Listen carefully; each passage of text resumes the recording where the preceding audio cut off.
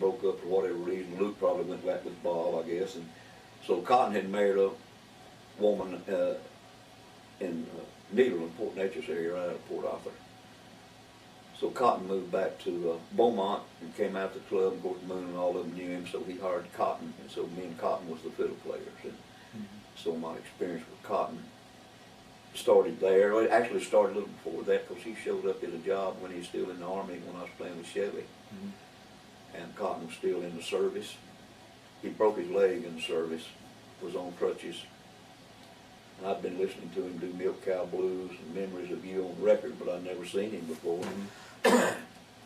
I'm backing up now because I had to bring Cotton in the scene. Yeah. But I was playing with Chevy, and we played the Triangle Club in Port Arthur, Nederland rather. And we took an intermission, and I looked up the door, and here's a soldier on crutches standing at the door. And this woman told our ticket guy, she said, this is Cotton Thompson. When he said Cotton Thompson, I knew who that was. And we're here visiting. Oh, y'all come on in, you know. And man, I couldn't wait to get him on the bandstand. So sure enough, well, he got his fiddle out, and he had a broke leg, so he had to put one leg in the chair. And we put the mic between his legs, and he did Milk Cow Blues and Memories of You, and just stole the show, you know. And Cotton hadn't been discharged from the service yet. Then he got discharged later, of course, and then he comes up to now to when he went to work with Moon. Now, that was his left leg he broke. I believe he's right. And he had, after that, he wore a big built-up shoe. Yeah, he was on crutches for a long time, and it ended up one leg a little shorter than the other, and it got to hurt his back so bad that they had him wear this built-up shoe, and it was built up, I don't know, about 4 inches, I guess. Yeah, I believe it was in his right leg. What was his name? Guy Thompson. You have any idea how he got the name Cotton? Well, one thing was he was kind of cotton-headed. He was cotton-headed in the way he didn't have much hair. Now, we'll talk about him later, about the Raley brothers, but he grew up with them, right, with their family? Yeah. Daryl and Leo? And yeah, the way I got the story from Daryl Raley was they all lived up in Hubbard, Texas. And Daryl's daddy had a Watkins product route or something where you called on people out in the country back in the 30s or whatever, and he went to this house, and Cotton's folks had abandoned him and his brother, Otis, and they were just two like teenagers living out there by themselves, and they'd been abandoned. I don't know why the folks went off and left them, I don't know, but anyway, Daryl said that his daddy invited Cotton and Otis to come move in with them, and they kind of helped raise them. So, I mean, they moved into some good players. I mean, it's Cotton Thompson and Randall Raley and Daryl Raley and Leo Raley, and they all like kind of started playing together. And Leo and Cotton went to playing medicine shows, and then Cliff got in with them. That's all history, of course. But that's where Cotton and the Raleys and all got together. Well, now you're back into Forest Club now. Now Cotton's in the band. Yeah. And you're playing fiddle with Cotton. Yeah. Now Cotton had an unusual style, to say the least, Very. in the way he played. Very. And kind of describe that. How he had a style.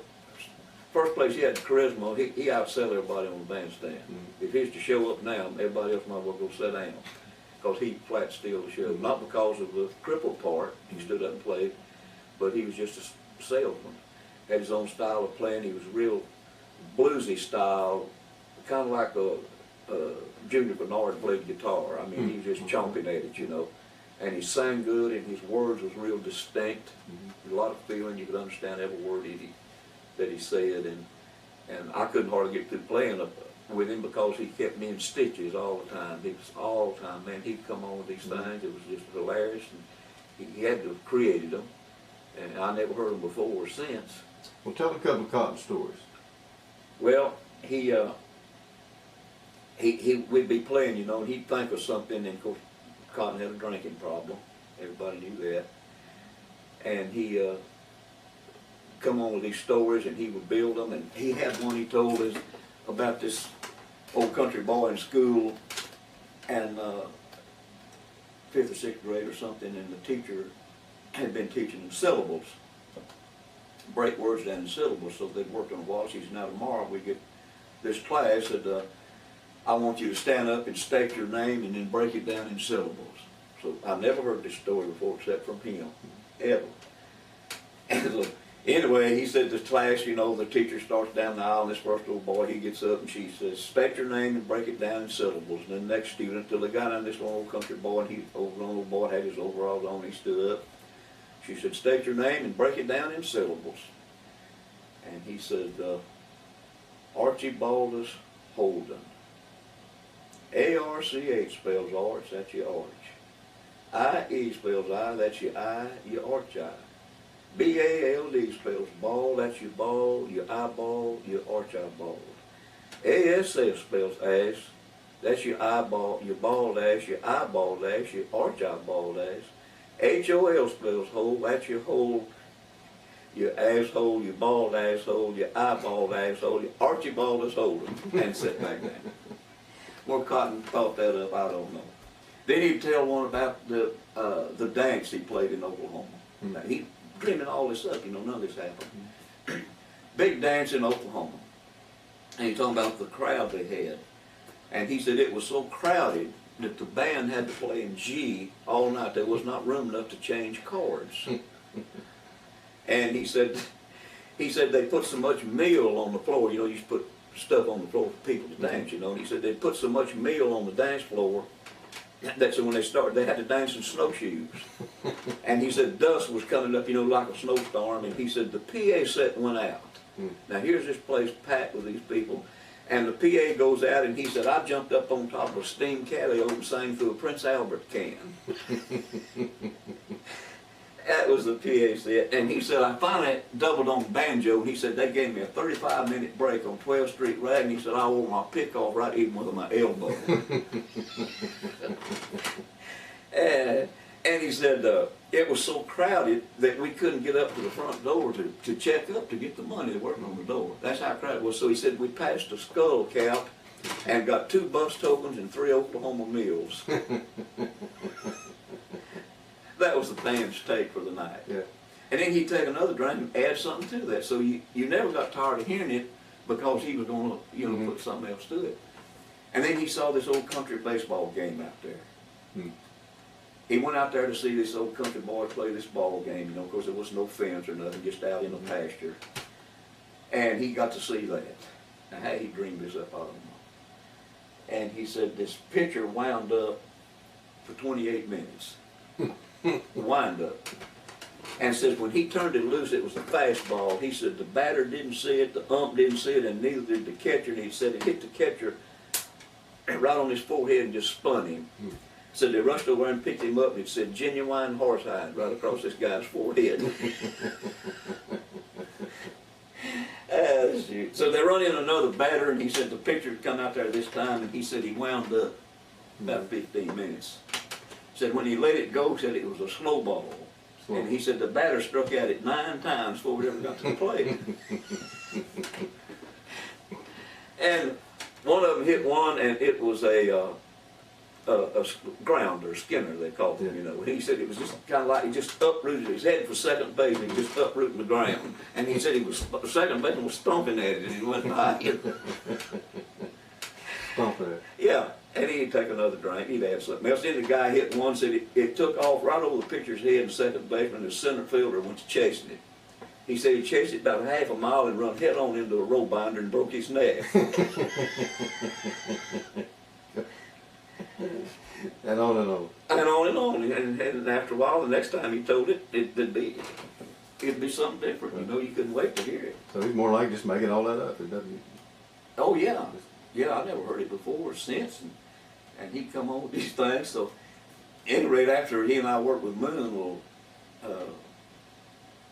Moon left went someplace, so I came back to Houston. I went to work over here with another band. And I got a call one day, and I was living out at Shelley's sister's. And it was Cotton Thompson calling me from Port Arthur. And his brother-in-law had leased a place over there where Cliff used to play called the Lighthouse. It's a pretty popular place right by the, not far, you go to that big bridge in Port Arthur. And Cotton's brother-in-law had took it over and wanted Cotton to put the band in there. So Cotton wanted me to be in the band, which was a much better band than what I was playing with when he called me. So he said, we're going to have a rehearsal tomorrow evening at the Lighthouse. If you come over and join us, I'd like to have you in the band. So, okay. So I got a bus and I went to Port Arthur. I had no idea who the band was going to be or what. I just knew Cotton was going to be the band leader. Well, he had like I say, a drinking problem. Ben Ray knew what he was doing on the bandstand. So we got there for the rehearsal. When I walked in, I never saw such a band of characters assembled that Cotton had got. It was something else. I have to back up a little bit to when I was playing with Moon at the Forest Club. There was a guy come out there for several days during our radio program. He would sit at a table and just look out the window. He wouldn't look at the band, and he sit at this table and he'd look out the window, and I got thinking, who is this guy? So finally one day he told me, he said, that's Smoky Wood. Now I've heard of the name because I knew he used to be with the Modern Mountaineers, and I knew he sang Loudmouth on the record, and I've heard about his playing, but that's all I knew about him until now. And I walk in this club with my fiddle, and I look at the bandstand, and here's Smoky Woods wiring up the piano, Jack Kennedy on the bass, Merle Powell on the drums, who chewed about 4 tubes of Benzedrine a day, and a guy named Willard Herman who done about the same over here on the guitar, and Cotton on the fiddle, who didn't fool with that, but he was a drinker, as everybody knew. And that was going to be the band, sit-down band. Well, Lent is going on. This is like January. It's cold weather, and Lent at that time around Port Arthur and Beaumont, the Catholic people backed off and they wouldn't go to dances and so forth. Well, that's Smoky Wood on the piano. I knew he was a good player, but what is he doing? And he's got the front off this upright piano, and Christmas had just been over and the tree was still up. And Smoky had a little amplifier sitting in a chair, and he had the front off the piano, and he had a magnet hanging inside the piano, about that big around. And he had his piano pickup on the back of the piano, hooked up, and he would go over to this Christmas tree and get an icicle off of it and go, and then rub it on that magnet and listen, and it would come out that amp naturally. And see, Smoky would get off his rocker. I don't know if it's what he smoked or what he chewed, or if it's just get off the rocker. I don't know what, but he was above everybody on being a character. Smoky would take an icicle in, and he would put it on the peg in the piano where the strings go. And I said, what is this guy doing? And I'm young, I wanted to know everything, you know, so I made the mistake of going over and I said, Smoky, I said, back in those days it was kind of hard to amplify a piano. You had to use a fiddle pickup in the back. And I said, Smoky, what do you got, some new way to amplify the piano or something? He said, let me tell you, he said, when you play the blues, and if you play it good, he said, it produces a ray. And he said, it's called a blues ray. For instance, he said, tonight, when we go to play, and he said, if I've been playing the blues, he said, if a guy comes in that door that I ain't got no use for, he said, I can knock his eye out at 50 feet with this blues ray. I went back and sat down. Man, what is this guy? And the piano was pulled out from the wall, and he took a guard off of a fan, big old fan, and he took the fan guard and he hung it on the back of that piano. There was a nail back there for some reason. So when we got ready to play that night, here's this lineup of these characters. And I don't know if Smoky ever finished a full course, because every time Cotton would give him a course, he would get a call through that piano somewhere, and he'd run around behind the piano and get on his knees and talk through that fan guard. And I heard him during the break talking to Uncle Shimo in hell. And one of the guys had heard him say, that's a shame. He said, Nero plays such fine fiddle, and he's sitting there watching Rome burn. Now that's way out. Yeah. That's way out. He was so way out that him and Jack Kennedy was sharing a room. Jack moved out. Now Jack Kennedy, he was up there amongst them too. Man, he moved out. So anyway, we got to observing Smoky, you know, you better. And we wasn't having big crowds or anything. Lent was going on. It was cold weather, and you didn't have steam heated buildings or heat like now. So the guy running the place, he wasn't making any money, so he got to looking for things that try to improve. So Smokey would come in there, white shirt on, dirty, and hadn't shaved, and beards wasn't necessarily in then, just old straggly red whiskers. So this guy stopped him this night and he said, Smokey, pardon Smokey, said, what is it? And he said, Smokey, you think maybe for the job tomorrow night that you might, get a shave? And he said, well, he said, actually, he said, when my whiskers grow out like this, he said, they become magnetized. He said, I walked into a cafe last night and pulled a cash register from out in the floor. That guy just shook his head, and Smokey just kept walking. So anyway, I'm back in Port Arthur now and hadn't seen my daddy for a while. So the weekend comes around and said, my dad, he wants to come out to see me at the club.